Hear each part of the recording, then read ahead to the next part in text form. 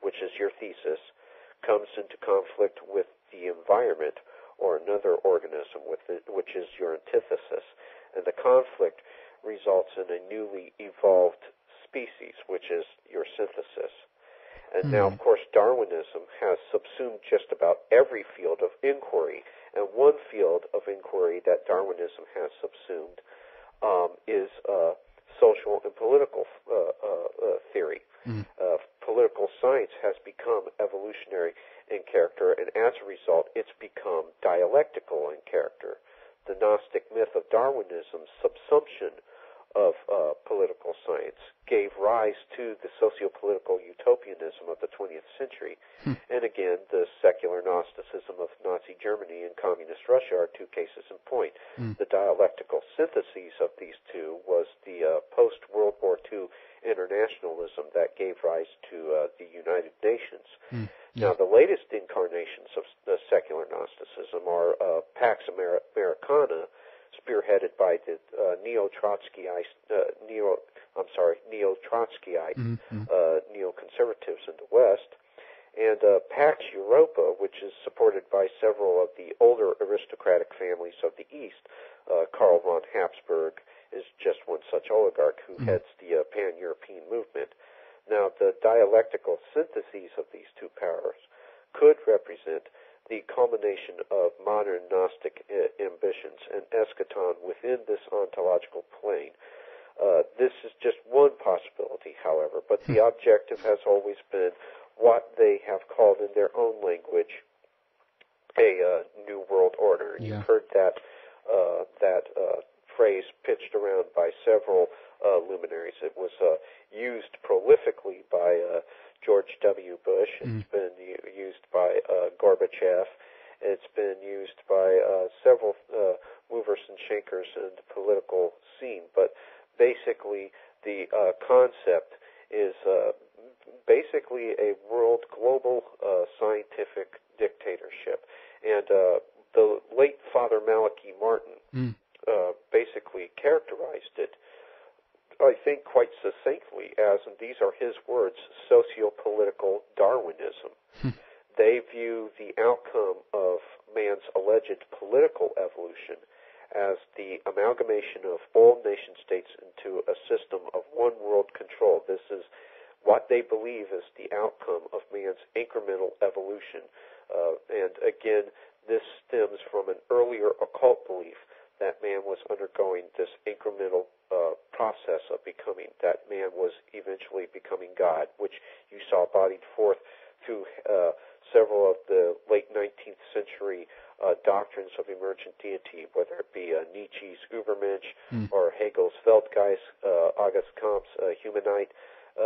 All this is basically the outgrowth of an earlier theocratic power structure, the old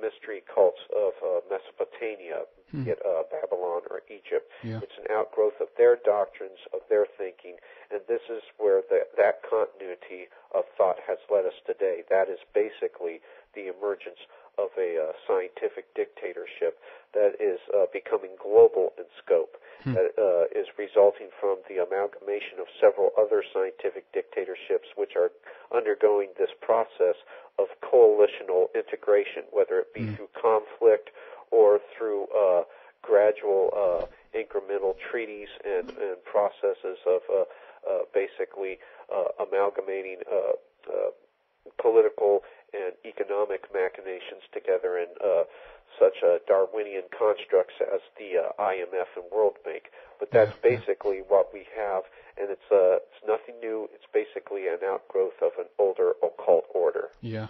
I mean, as you describe here, this is kind of like in the bottom it is a philosophical idea, and also, of course, it is like a program running here, and obviously we have a bunch of people who are able to connect into these groups, I guess the secret societies and so forth, and then through these secret societies are able to, implement these ideas through several generations. And this seems like a very, in some sense, at least to me, it seems like a very difficult task to bring in people. I mean, how do you think that they're able to kind of focus their agenda so much as they seem to be able to be doing, if you understand what I mean? Sure. Well, one of the problems is, and one of the things that makes this conspiracy so pervasive and so incredibly insidious, is that while there are organizations and power structures that are tangible, that you can put your hands on, like the Council on Foreign Relations, the Trilateral Commission, the Bilderberg Group, the European Union.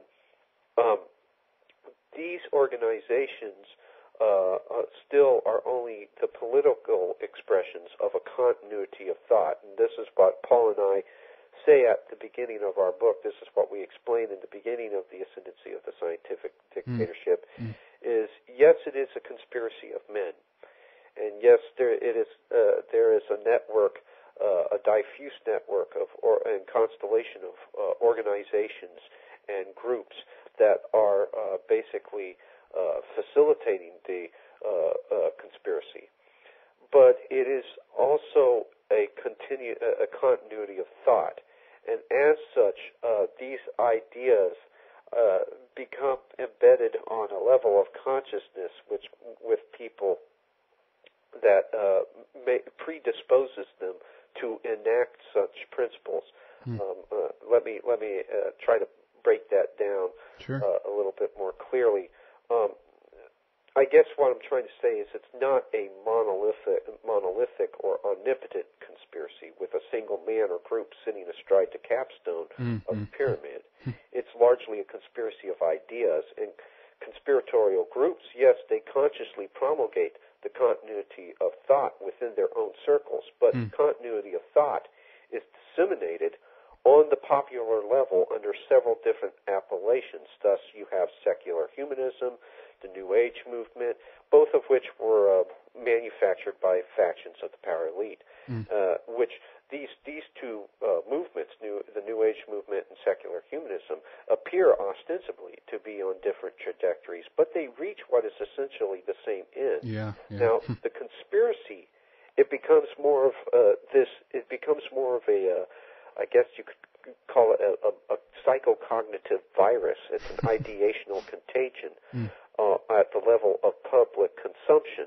Now, you have conscious agents of the conspiratorial tradition that continue to promulgate that ideational contagion, and periodically will step in and make sure that the continuity of thought isn't derailed. But for the most part, the power elite simply start the ball to rolling, and we do the rest. So that's where the real problem emerges, is that this conspiracy of ideas has diffused itself and extended itself to the whole of society itself. So while, yes, we have a conspiratorial network that we have to dislodge ourselves from, we still have to also dislodge ourselves from their way of thinking. And their way of thinking has become so pervasive and so thoroughly entrenched and embedded within the public conscious, within the public mind, that we seem predisposed to tangibly enact and actuate their plans, most of the times quite in spite of ourselves. And that is the real problem there. It's a conspiracy from without, but it's also a conspiracy within. And that is the major problem that faces us when we discuss the conspiracy. Yeah, amazing. And time is moving so fast. We're about 2 minutes away from our end here, but I certainly want to continue with you and talk more with you in our subscribers section. And I'm going to ask you a few things regarding, you have been outlining here, that there is obviously a program running here, or a plan, or an end goal, so to speak. And I certainly would like to talk more about where that is and how it might look when we actually get there and so forth. But there are a number of different topics also, of course, that connects into this, the things as overpopulation, the environmental movement, and of course the New Age itself, and concepts like the new man and so forth. But in the last few minutes here, Philip, why don't you tell our listeners more about how they can get your book and about your websites and so forth? Sure. Well, you can pick up a copy of the Ascendancy of the Scientific Dictatorship, an actual print copy you can get through Amazon.com, and that's the 2006 expanded revised edition. You don't want the 2003 edition. This is the 2006 expanded revised edition. It was published July 2006, and you can get it via Amazon.com. You can also get an ebook format of the book at www.4acloserlook.com.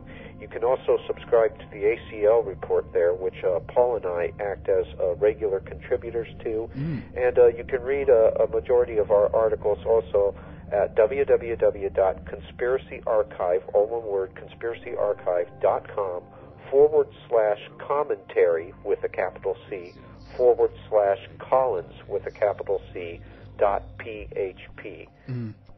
Excellent. Okay, thank you very much, Philip. And we'll take a short break, and we will be right back. Philip and I will continue with our discussion in the subscriber section. We'll talk a lot more about the environmental movement and how the concept of overpopulation connects with what we have been talking about here today. Very interesting, and as I mentioned in the intro, we are very close to have everything up and running with a new subscriber section, so stay tuned to redicecreations.com if you want to sign up with us and support this program, and at the same time, of course, get access to our growing archive with wonderful subscriber interviews. Next Thursday we have Robert A. Anderson with us, another first-time interview, and we're going to talk about his book Church of God, or the Temples of Satan. So stay tuned to Red Ice Radio for that one.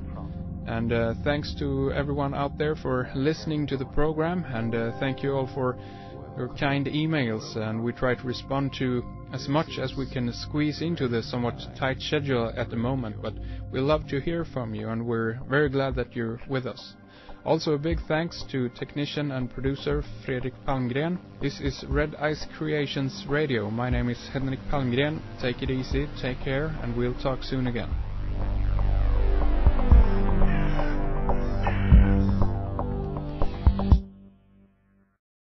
Dead end streets, and every time I thought I got it made, it seemed the taste was not so sweet. So I turned myself to face me, but I've never caught a glimpse how the others must see the faker. I'm much too fast to take that test. Change it. Turn and face the strain.